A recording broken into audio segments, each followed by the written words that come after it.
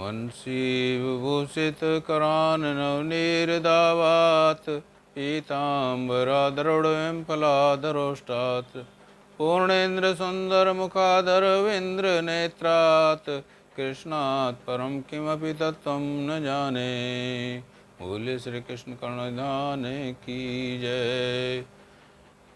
कार्पण्य दोषो पैते स्वभावे पृच्छामि त्वां दृष्ट। पिछली बार हमने मन के बारे में कि मन को कैसे वश में किया जाए, काम को कैसे जीता जाए, राग द्वेष को कैसे ख़त्म किया जाए, इस विषय में चर्चाएं चल रही थी। ये मन के जीतने के लिए, मन को जीतने के लिए ऐसा नहीं है कि मन इतनी आसानी से जीता जा सकता है। इसको जीतने के लिए अर्जुन ने भी भगवान श्री कृष्ण से प्रश्न किए थे कि हे प्रभु, आप कहते हो कि मन को जीत लो, मन को जीतने से आपके जो है ना सारे काम ख़त्म हो जाएंगे, राग द्वेष ख़त्म हो जाएंगे, लेकिन आप ये बताइए कि मन तो बहुत प्रबल है। चंचलम ही मन कृष्ण, चंचलम ही मन कृष्ण बलवृद्ध प्रमाथे बलवृद्धम तस्म्याहम निग्रहम मन्ये वायुरेव सुदुष्कृतम। तो जो ये मन है, ये मन बहुत ही चंचल है, प्रमाथी है और इसको जीतना बहुत कठिन है। इसको जीतना इस तरह से कठिन है जैसे कि वायु जो है जब चलती है तो उसको कंट्रोल में करना, उसको वश में करना, उसको रोकना बहुत ही दुष्कर है। तो मन को जब जीत ही नहीं सकते तो हम अपने काम को कैसे जीतेंगे? काम को तो तभी जीतेंगे ना जब मन हमारा कंट्रोल में होगा। काम और मन का संबंध जो है परस्पर है, क्योंकि मन, बुद्धि, काम हमारे अहम में रहता है। तो अहम के अंदर काम रहने वाला इतनी जल्दी नहीं मिटने वाला। तो अर्जुन कृष्ण से सवाल बार बार यही करते हैं कि हम मन को कैसे जीतें। तो भगवान कहते हैं कि ये जीता जा सकता है। इसको जीतने के लिए ऐसा नहीं है कि नहीं जीता सकता। माना तुम्हारी बात, तुम सही कह रहे हो कि ये चंचल है और इसको इतनी आसानी से जीता भी नहीं जा सकता, परंतु फिर भी इसको जीतने के लिए उपाय हैं। वो क्या उपाय हैं कि जैसे अभ्यास है, वैराग्य हैं, इनसे इस मन को जीता जा सकता है। अभ्यास का मतलब ये हुआ कि जैसे हम फर्ज करो कीर्तन कर रहे हैं, ध्यान में बैठे हैं, किसी सत्संग में जा रहे हैं, तो ये हमारे अभ्यास हो गए। या बार बार जैसे हम कई बार सुनते हैं कि रसरी आवत जाते सिल पर पड़त निशान। तो जो रस्सी है ना, जो कुएं में जब डालते हैं पानी लेने के लिए, वो बार बार आती जाती है। तो जो पत्थर होता है, जो शिला होती है, वो भी घिस घिस के जो है ना उसके अंदर निशान पड़ जाते हैं। तो उसी प्रकार से यदि हम बार बार किसी चीज़ का ध्यान करेंगे, प्रभु का ध्यान करेंगे और बार बार कीर्तन करेंगे, तो हमारा चाहे मन पहली दफ़ा में ना लगे, हमारा मन चाहे शुरू में उस ओर ना जाए, लेकिन फिर भी ये बार बार हम जो अपने मन से उच्चारण करेंगे तो भावना यही आएगी कि भाई जो है ना कीर्तन किया जाए, कम अच्छा लगता है।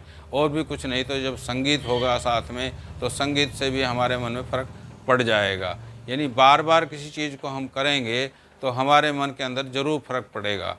अब फर्ज कीजिए कि आप किसी ध्यान में बैठे हैं और ध्यान में आपको बैठे बैठे कई तरह के विकार, कई तरह की बातें, सांसारिक झंझट जो आपके घर के अंदर हैं, गृहस्थ के अंदर जो परेशानियां हैं, वो आती रहती हैं। आप बैठे ध्यान में हैं, लेकिन फिर भी आपके मन के अंदर जो है ना वो विकार आते रहते हैं, वो याददाश्त आती रहती हैं जो आपके साथ घटनाएं हुई हैं।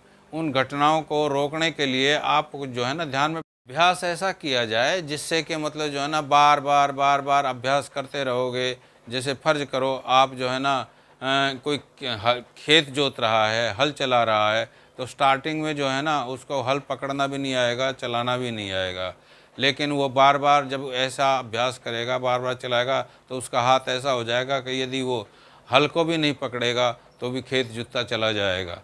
इसी तरह से कीर्तन करते हुए, सत्संग करते हुए, उसके सत्संग के अंदर जाने से कीर्तन करने से और म्यूजिक वगैरह सुनने से, गाने से, ये सारे अभ्यास करने से आपका जो है ना मन वो बदलाव में आ जाएगा। इसी तरह से वैराग्य है। वैराग्य का मतलब होता है राग द्वेष। राग द्वेष को छोड़ना होता है तो विकार निकल जाएंगे हमारे मन से, तभी हम मन को जीत सकते हैं। मन का जीतना क्या है? मन का जीतना ये है कि जितने विकार हैं अधिक से अधिक कोशिश करें कि वो निकल जाएं, ताकि हमारे अंदर कामना ना रहे। कामना ना रहे का मतलब ये पूरी तरह से तो कामना ख़त्म हो नहीं सकती, लेकिन आहिस्ता आहिस्ता रास्ता ऐसा मिल जाएगा आपको कि काम की भावना आपके अंदर से बहुत कम हो जाएगी। जब काम भावना कम हो जाएगी तो आप परहित के कार्य करेंगे, परहित में लग जाएंगे, तो आपका जो है ना कल्याण हो जाएगा। संसार के अंदर संसार की वस्तुओं को, संसार के पदार्थों को, संसार की सेवा के अंदर ये लगाने से आपका कल्याण हो सकता है। तो वैराग्य के अंदर आप राग और द्वेष इन सब को हटा दीजिए। ये राग द्वेष सब के अंदर होते हैं, ऐसा नहीं है कि मतलब जो है राग द्वेष वही नहीं है, लेकिन इनको हटाया जा सकता है। राग का मतलब होता है लगाव किसी पदार्थ से, किसी अपने संबंधी से। जब बहुत ज़्यादा लगाव हो जाता है तो वो राग होता है।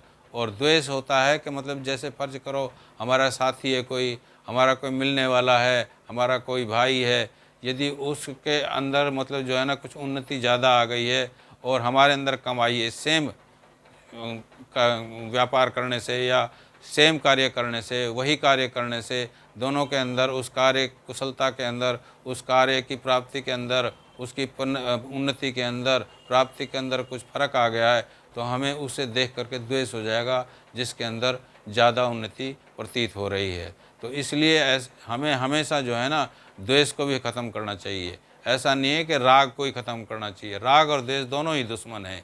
इन दोनों को हटाने से ही हमारे अंदर जो है ना मन कंट्रोल करने की भावना बन सकती है। इसलिए भगवान कहते हैं कि ये असंभव बिल्कुल नहीं है। और जो राग द्वेष का और जो राग द्वेष को हटाने का और आप जो कह रहे हो विकारों को हटाने का, ये अगर अभ्यास हो जाए हमारे अंदर तो मन को कंट्रोल किया जा सकता है। और मन को कंट्रोल करने से हमारी इंद्रियां जो है ना वो उस हिसाब से काम करेंगी जो मन हमारा कहेगा। और मन के अंदर विचार बुद्धि देगी, तो बुद्धि जो मन को कहेगी वो मन काम करेगा। और मन जो है वो इंद्रियों जो हैं, इंद्रियां अपने विषयों को प्रयोग करेंगी तो मन आदेश देगा कि ऐसे करो। तो जब हम कंट्रोल कर लेंगे, वश में कर लेंगे मन को, तो हम गलत कार्य हम नहीं कर पाएंगे। इसलिए हमेशा जो है ना कोशिश यही करिए जितना हो सके मन को कंट्रोल करने के लिए अपने सत्संग में जाइए, अपने कीर्तन में जाइए, वो अच्छे अच्छे प्रवचन सुनिए, संतों की संगति करिए। और जहाँ तक हो सके अभ्यास पढ़ने का भी कीजिए, अध्यात्म का भी अभ्यास कीजिए, अध्यापन का भी प्रयोग कीजिए। क्योंकि हमारे पास ग्रंथ और शास्त्र इतने हैं कि जितना चाहें हम उनको प्रयोग कर सकते हैं। और उनको प्रयोग करके हम अपने मन को कंट्रोल कर सकते हैं, अपने कल्याण के रास्ते प्राप्त कर सकते हैं। जय श्री कृष्ण। सभी सुखी हों, सभी निरोगी, सब पर बरसे कृष्ण कृपा। मंगलमय हो सबका जीवन, घर घर बरसे कृष्ण कृपा। सब पर बरसे कृष्ण कृपा।